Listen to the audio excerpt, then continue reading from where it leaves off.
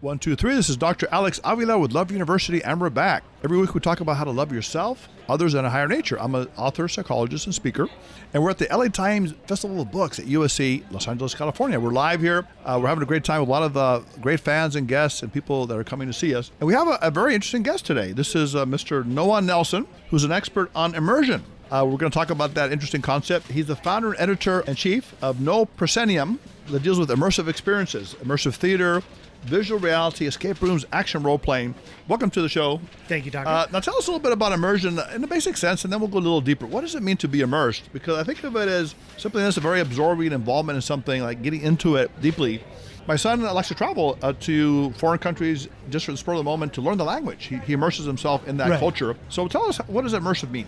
Okay, so there's a colloquial sense of immersive, right? So we all know when something is immersive that we get lost in it, right? Yes. Everywhere you look, everything you're thinking about, you're just completely lost in it. When we're talking about immersive design, which is what our focus is at No Proscenium, we're talking about immersive entertainment or immersive education, anything where people are not just using it as a marketing term. I find that people tend to use it like sriracha. They just want to put it on everything, thinking it's going to enhance the flavor of the experience. What we're talking about is a design philosophy that is all about creating a sense of presence, enabling people to not just lose themselves in an experience, but to find themselves in an experience. In immersive design, probably the thing most people are going to be familiar with is theme parks, right? Someplace like Disney, Universal, a design space that's been consciously crafted in order to create certain effects. That's not the only form it takes. There's escape rooms, there's immersive theater. On the digital side, you get virtual reality, augmented reality. And in all these cases, it's about going beyond just telling a story, going beyond presenting things or performing at people, but instead engaging. When someone's doing immersive design right, they're thinking about the relationship of the participants to the material. They're dealing with people's agency. They're asking, what is the role of the audience in this world? And that role shouldn't just be shut up and listen. That role needs to be on some level empowered. Interesting. So that's the core of it. That's pretty good. Now, are you a designer? What do you actually do? This is a good question. So about 5 years ago, I'm a weird duck in that I have sort of two identities. Yes. I'm a journalist by day and I'm a theater weirdo by night. Okay. That's how I like to talk about it.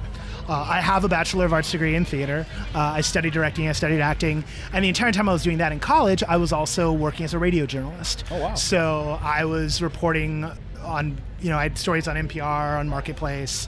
I visited the Annenberg School of Journalism here for journalism reasons. Yes. I didn't go here, but I would visit friends working on stuff. About 5 years ago, I had been covering what was at the time known as the Transmedia sort of scene. And this is where people were really trying to figure out how to make stories with the internet. A lot of stuff around alternate reality games, which were at the time being used as ways to promote movies. There was a lot of money going into this and sort of people being tapped to figure out, well, what's going to be the next thing in storytelling? How does the internet tell stories? One thing that came up interesting in that is like some of these alternate reality games, they would culminate in a live experience. There was one called Year Zero, which was for the band 9 Inch Nails, and it culminated in a secret concert for the people who had followed along on the adventure, and that secret concert got broken up by the cops, put that all in quotes, in order to give people the sense that like they were part of this like underground movement that was going on. But they were rewarded with like a real concert.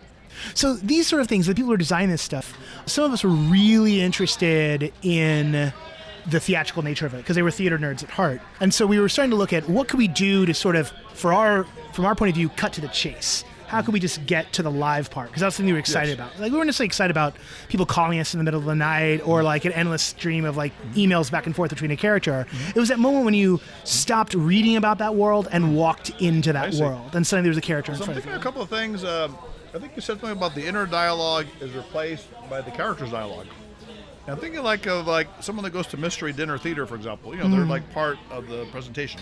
So they're interactive. So, and you talk about the benefits of immersive experiences. For example, what can it do for individuals? What can it do for society? Can there be benefits from this? Can it be more enjoyment and pleasure? Can people connect more with themselves and others? Right.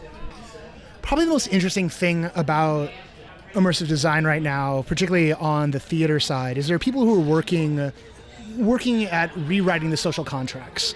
We've got a couple of examples here. There's a piece here in LA and sometimes elsewhere called Red Flags. It's designed, it's set up is as a blind date.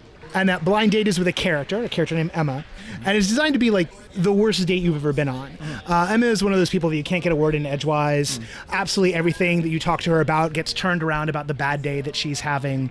And so it's perfectly designed to be this like sort of disaster. But what's interesting about the structure of it and how the lead writer has constructed it is that she's relying upon the social scripts that are in our lives in order to create the illusion of reality inside a narrative experience. And one of the fun things is like people will come out of that experience, and oftentimes in immersive, you'll have people go and they want to connect with other people who've been through it, sort of talk and share Let me notes. take you back. So, are you saying this is a real date you go on, or is Nope, this a show you're watching a movie or something? No, you're not watching a movie. You're not watching a show. It's not a real date, though, but it's structured like a date. So do you have like goggles on? Or No, this is a person. There's an actor there. Okay, so So you show up at a place. Yes. So beforehand, you'll have been texting with them. Okay. And then you show up at the bar, or if you're meeting on the street. First time it was done at the Hollywood Fringe Festival. Yes. So you might like meet outside one of the venues. Okay. And like there's the actor who's playing Emma. So are you paying this person, or are you pay? Is this? Yeah, it's a ticketed show. Oh, so it's a show. It's a ticketed show. Yeah, it's a ticketed show in the sense that you buy a ticket. Right. There is a script. Okay. You're not necessarily aware that there's a script, and it's written in such a way that you can think you're having a conversation, but the actor is facile enough and a good enough improviser that they're able to bend it back onto the monologue that they're having, because the character they're playing is one of those people where if you start talking about like, oh yeah, I had a bad day, yesterday, like I had to take my cat to the vet or whatever, they will instantly start talking about their sick dog. They won't be interested in you anymore. It's all about them. So it's like, and the show's called Red Flags, and so it's meant to be a bad date with one of those people. Well, why would anyone pay for a bad date? Because it's hilarious. Oh, really? Right. So the show's actually, it's hilarious. It's disturbing. It's funny. So it's a one-on-one show, you're saying? Yeah, it's a one-on-one show. Wow, it's pretty fascinating. Yeah. So basically, it's going to be a bad date in the beginning. And you just are being entertained by the bad date. You're on it. You're entertained by what they're doing. You're getting drawn into their world. Like, the thing about this stuff, particularly the one-on-one experiences, is the core agency you get there is an emotional agency. One way to think about it is you're kind of directing the tone of the show based on your reaction. When you get a really good immersive actor opposite you, they're reading you. They're responding to what they're doing. What you're doing. They might have a script, and they usually do have a script, but they're shaping their performance moment to moment based on how you're reacting to the script. So if you're horrified by what they're saying, the way in a real conversation, if you want to win someone's sympathies back and what you're saying is horrifying the person, if your goal is to like get them on your side, tailor what you're doing in order to bring them around. If you're amused by it, they may feed into that. Now, this show, is a therapeutic in nature? Are you trying to get shy people to come out of their shell? Are you getting people who are arrogant to be kinder? Is there any kind of like philosophical or psychological thing? There's an artistic point in the nature of like in that after where people are talking of like figuring out when you're in the show, it feels like it's a real thing that's happening to you, or it can feel like it's a real thing that's happening to you, or it can trigger memories of things you've done before. And when you come out of the show and you compare notes with other people, you start to find that, the things you thought were you were really the structure of the show. And you start to see that like, sometimes we fall into patterns. So there's that aspect of it. But when it comes to things, there are shows that maybe have a bent towards a therapeutic nature. When it comes to the narrative stuff, this stuff there can be a temptation to do that, and if people are not licensed and they're like doing unlicensed therapy on folks through immersive theater, it's not a good thing. It's a bad sign. There are people who pursue you're it. saying this is a one-on-one, so you keep saying the word show, but I'm thinking of a one-on-one interaction. But you call it a show because you still. Yeah, I mean it's still a performance, right? Okay. It's still fiction. It's a fictional experience. Now, Emma, as a woman, are you talking about men that are with her, or is it both? Both. So anyone in this particular show, anyone buys a ticket, like, doesn't matter if you're a man or woman, you wind up, Emma is the character that you wind up going out with. I see. So how does that improve? Does it improve people's lives in some way? Does it entertain you? What do you think is the advantage of these immersive? I mean, not just this one, but in general, when we do these kind of things, which is very fascinating. By the way. Are there any advantages or benefits? There's the same way that there's advantages to like a book. Like some books, it's just you were entertained for a couple of days. You got to forget about your troubles. Other books inspire you. Other books get you thinking about life in a way that didn't before. Same with a play or a movie. Like there's nothing with any piece of media or artistic creation. It's not like it's a default. You know, there was this line going around when VR first popped up. It was Chris Melk who referred to it as an empathy machine. And I would say it's true that virtual reality has some affordances in it that make it possible to go deeper than you would in, say, a television show, because you get to play with people's perspectives. You get to put them in different relationships to ideas and people than you would otherwise, because you're playing with first-person perspective. But it isn't baked into the hardware. No more than, a film script doesn't automatically mean that you're going to make people see their lives in a 3-act structure or whatever they think. Virtual reality for dealing with phobias. It's called desensitization. Right. Where you actually expose yourself to the fear or whatever, like a dog or, heights or something, Right. in terms of virtual reality. It actually has been very effective. Yeah. So some of that isn't really helping therapeutically. But it has to be used by trained psychologists, Exactly. People that know what they're doing. But here you're talking more about entertainment, it sounds like. Something that's enjoyable. That people can, go out at a night or something. On the theatrical side, yeah. But it's not. There's a piece I haven't read about all the way through. Like, it's something that's come across the plate that I haven't delved into. But there's a piece right now in London that apparently is like, even though I don't think there's any drugs involved, they refer to it as being like psychedelic, and they're actually starting to study it. They're studying it and they're looking at like the psychological effects on it. There are people who like mine things like the Stanford prison experiments to try and figure out like what they can do to create like these social constructs to sort of get people playing prisoner's dilemma stuff. Right. There's a temptation, and I mean, I think plenty of artists think that like what they're making is transformative, and there's a whole discipline around immersive experiences that are transformative. I would say the degree of difficulty around that is such that when people are doing that sort of stuff, I would hope that they're thinking very carefully about what effects that they're trying to create. With any of this material, when it's done right, you'll find people getting really attached to the characters that they're encountering. Because when it's done right, it is kind of indistinguishable. Like you wind up, you don't talk about a really good immersive experience like you had seen something. You talk about it like you had lived through it. And in the wrong hands, that can be pretty bad. Yeah. In the right hands, it can get you opened up and get you thinking. I think like almost a science fiction TV show like that. I forgot what they call it, where people go into this place as some kind of test study, and they hook them up to these electrodes. You remember that one? There's a Netflix show that's like some. I haven't watched it, but I think I know which one you're talking about. They turn out to be really weird stuff that happens to them. Like, almost they die or something. Huh? Yeah, something kind of crazy. Is that the one? Who was in that? Was that not Room or something? Red Room or I don't know. If it was no. There's something recently that had Emma Stone and Jonah Hill in it that was on Netflix that I haven't watched. Kind of weird. Yeah. But let me ask you. So this sounds really fascinating. So we're taking a different level, right? This immersive experience. What are some of the good ones or favorite ones? For example, you mentioned escape room. Can you tell us a brief thing what they are? What is an escape room? What is an escape room? Okay, I mean, an escape room is almost like pure entertainment.